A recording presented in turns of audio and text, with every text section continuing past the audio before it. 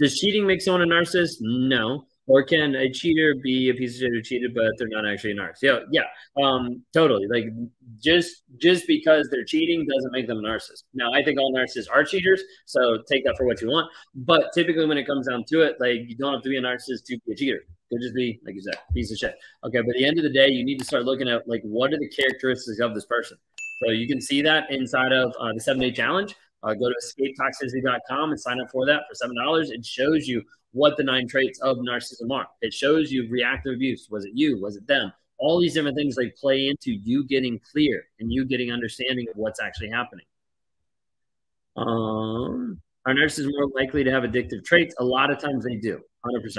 Like a lot of times you see narcissists that have addictive types of personality, like gambling, alcohol, drugs, sex. Like a lot of times you'll see that. Why am I not seeing all the comments? Because we're on 5 different platforms, so you're only seeing the ones from Instagram. I mean, now my son is 22 years old. How can I deal with him? Like, is your son toxic? Or like, I'm just not understanding the full question. I'm sorry. Do all narcissists cheat, or can they just flirt to get reactions or jealousy from you? So it depends on what you define cheating. At the end of the day, I think all narcissists do cheat, period. You see this happen with emotional cheating. You see this happening with like sexual cheating, like the actual thing. But the end of the thing is like they cheat you out of your hopes and dreams and desires. Like they cheat you out of everything that you actually thought was going to be real. Like they've cheated you out of a future that you thought was real, but you realize you were with a fake person. Okay. A lot of times people are like, "Oh, my narcissist didn't cheat." Yeah, a lot of times it's not. Is it common for victims to cheat on a narcissist? Common? No. Does it happen? Yes. Do narcissists ever heal from a narcissistic injury? Depends what you're defining narcissistic injury. A lot of times people think they've hurt a narcissist and they really haven't. The narcissist really doesn't care. They just kind of like lick their wounds as far as like, oh, you like damaged my reputation slightly. I'll just go make it up with someone else. Okay. Do narcissists know they're narcissists? So typically a narcissist doesn't know that they're a narcissist in the aspect of like, oh, I know I'm a narcissist. But a lot of times they know that something's wrong, that something's different. And their inability to actually say, oh, let me deal with that. No, I can't deal with that because that would bring about shame. That would bring about like the issues of there being stuff here that I don't want to deal with. So a lot of times it's just the date. Let me continue to move on. Why they always have a fight. And then a week later they said, you were right. Like, you know, all the drama in the first place when they know I was right makes you feel like crap. That's the whole goal, is to make you feel like crap so they're still dominating over you. Flips everything on me, punishing me for things I didn't do. And then you spend so much time trying to justify that it wasn't you, that you didn't actually do that. Like you have to understand a narcissist will rage out at you, will project on you, will do all this different stuff, trying to make you feel like it is your fault. You spend so much time trying to justify that it's not your fault that you never get to this actual problem of being a liar or a cheater, whatever it might be. Okay, my son, he is a narcissist. He's always taking advantage of me, even though he's moved out. He always makes me feel bad. How can I do with these feelings? So the aspect of like with your son, you have to learn to be able to set good, healthy boundaries. And so those boundaries are for you of like what you're actually going to tolerate in that relationship with him. So if he's taking advantage, you need to set a boundary so he doesn't actually take advantage of you. And understanding like, hey, like this is my boundary. This is the level that I'm actually going to go to. If he's upset about it, those are his feelings. Those are his issues that he has to work through. Can you survive with a narcissist if you know they're narcissistic and are accepting, or is the hiding a need?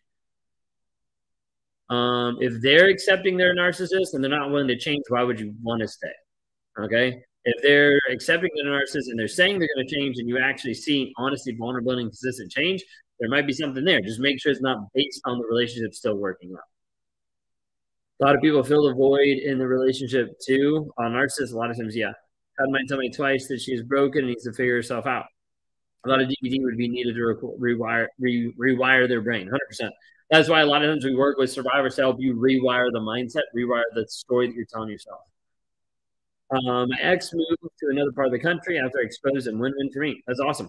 So the biggest thing is then like working on your triggers, working on the things that might slow you down, continue to move forward. That's awesome. I exposed my narc and he deleted 2 of his accounts. He's quiet now. Will he come after me?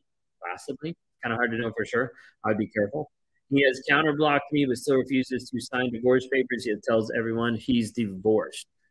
I would try to see what you could do with the court system. I know there is some states, there is some countries that if they're refusing to sign, you can take it to the judge and they can actually push it through. We actually had a client a little while ago that did that, and now she's 100% free. It's awesome. Big mistakes, but he punished me hardest, so even wanting for me to talk to him, example blocking. Yeah, a lot of times they'll do that to be able to control you. Power dynamic, making sure that you're put down. I cheated on narcissist because he had nothing to do with me physically once we were married. What if an ex-narc suddenly acts like they want you back in their life? That typically is called a Hoover, and they typically want you back for control, not for care. Okay.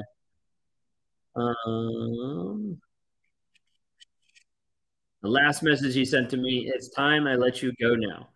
You won't come back to me or see how much love I truly have for you. Maybe you moved on already. I was still holding on for hope, and it's just over. Tomorrow on IG, I will burn your stuff." It is very manipulative in a lot of ways.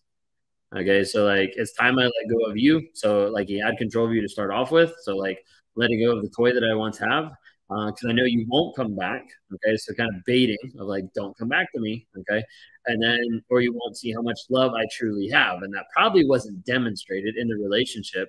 Maybe you moved on already. So like guessing like you're probably already with someone. Okay, which a lot of times some people will be like, no, I'm not with anybody. How dare you think that? Like, but still, it's a reaction.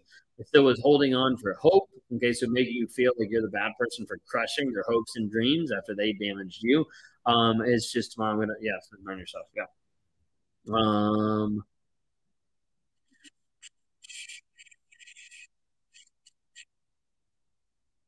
Let's see. Why does my narcissistic ex-husband still want to keep in touch and be friends, work at the same company? Because there's an aspect of ownership. Like he still thinks that he owns you. If he can still communicate with you, he still has an in. Who are we at? My ex would constantly reject intimacy attempts and then complain to me and others that I won't have sex with them. Yeah. Be able to put it back on you. You have to be the bad person.